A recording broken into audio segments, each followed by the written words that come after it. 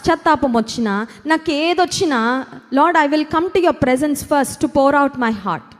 నా హృదయంలో ఏ భావన వచ్చినా, ఉప్పొంగే ఏ భావన వచ్చినా, when I cannot control myself, కొన్నిసార్లు దుఃఖం తట్టుకోలేనంత వస్తూ ఉంటుంది, కొన్నిసార్లు అపరాధ భావన వస్తూ ఉంటుంది, కొన్నిసార్లు ఆనందం, సంతోషము, కృతజ్ఞత, ఏదొచ్చినా my first place to go is your presence. నేను మొట్టమొదట పరిగెత్తేది ఎక్కడికంటే నీ దగ్గరికే.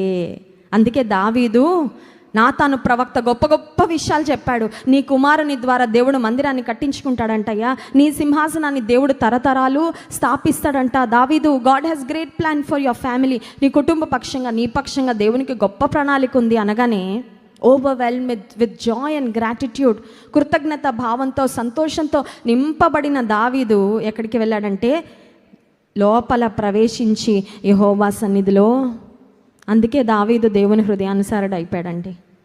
కొన్నిసార్లు మన భావోద్వేగాలు మనం కంట్రోల్ చేసుకోలేం.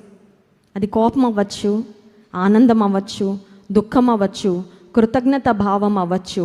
When you cannot hold your self, నిన్ను నువ్వు ఇంకా ఆపుకోలేను అనిపించినప్పుడు, అది ఏ భావనైనా మొదట ఎవరితో చెప్పాలి తెలుసా?